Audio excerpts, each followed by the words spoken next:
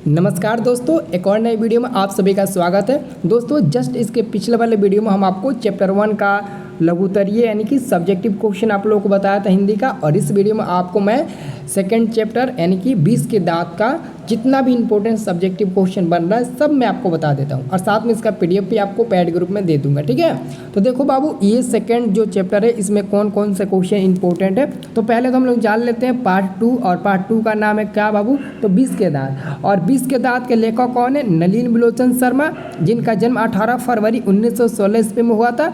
और बात करें दोस्तों कि यह जो कहानी है, यह कहानी है, देख लो यह क्या है, तो यह कहानी है। इस कहानी के प्रमुख पात्र है, बहुत ज़्यादा पात्र है। एग्जाम में आपके ऑब्जेक्टिव में पूछा जाता है कि मदन, इनमें से कौन कहानी के पात्र है, मदन क्या है, गिरधरलाल क्या है, खोखा क्या है, ये सब आपके एग्जाम में पूछा जाता है। तो यहाँ पर देख लो, तो इस कहानी का प्रमुख पात्र कौन कौन है? सेन साहब है, खोखा है, मदन है, गिरधरलाल, यानी कि 4 इस कहानी के प्रमुख पात्र है। सेन साहब, और सेन साहब का लड़का खोखा, और गिरधरलाल का लड़का मदन। ठीक है बाबू, अब देखो इसका जो इम्पोर्टेंट और जब सबसे इम्पोर्टेंट क्वेश्चन जो बनता है वो है आपका फर्स्ट नंबर, कि खोखा किन मामलों में अपवाद था। खोखा किन मामलों में अपवाद था बाबू, हमेशा याद रखना है। इसका आंसर हम लोग देखो कैसे दे रहे हैं, पहले हम आपको बता देते हैं फिर आपको समझा देंगे। ठीक है, दोनों तरीके से आपको अच्छे से याद हो जाएगा। सेन साहब की 5 पुत्रियाँ थी।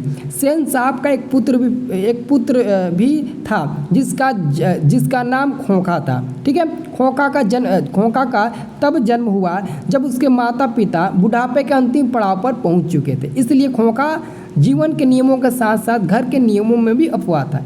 यानी कि मानना है कि दोस्तों कि ये जो सेन साहब थे इनकी 5 लड़कियां थी, और 5 लड़कियां के अलावा सेन साहब को एक लड़का भी था जिसका नाम था खोखा।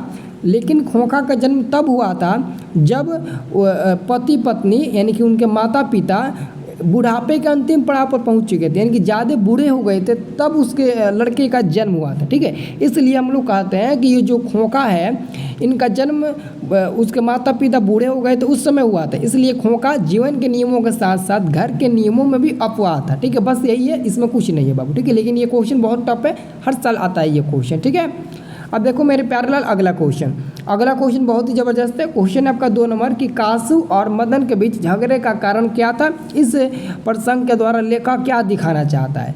तो यहाँ तक तो हम लोग को पता है कि कासू और मदन के बीच झगड़े का मुख्य कारण था उसके बीच लट्टू जो खेला गया था, वही कारण था।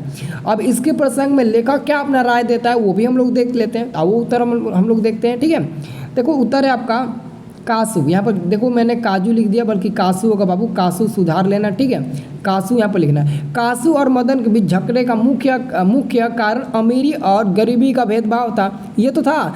और कासू सेन साहब का बेटा था और मदन एक किरानी लाल का बेटा था।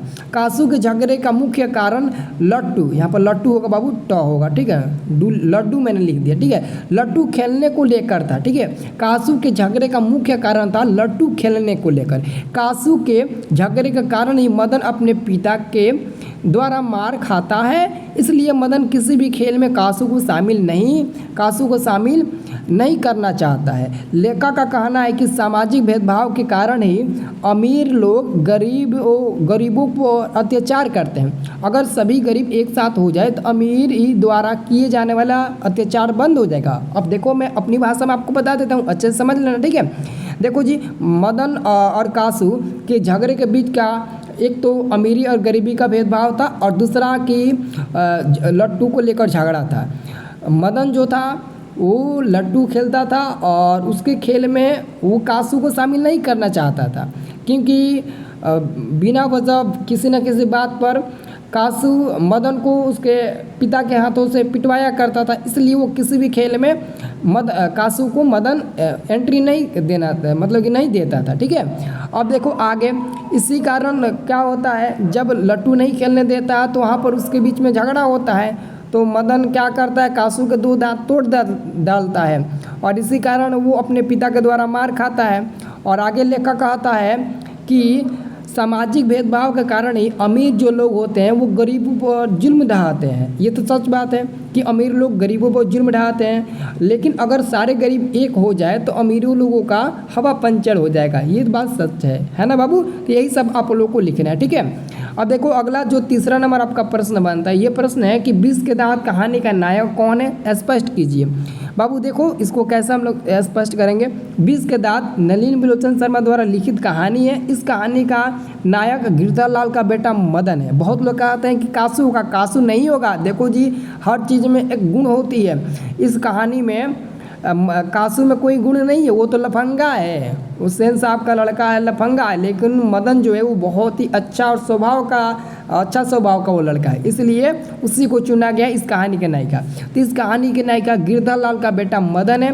मदन एक प्रिय बालक है। देखो मदन एक प्रिय बालक है, इसी कारण मदन ड्राइवर की बातों का विरोध करता है। मदन कासू को अपने खेल में शामिल नहीं करता है, क्योंकि कासू के झगड़े का कारण ही मदन अपने पिता के हाथों मार खाता है। अतः इस कहानी के आरंभ से लेकर अंत तक मदन का ही चर्चा होता है। वेरी गुड, बहुत बढ़िया।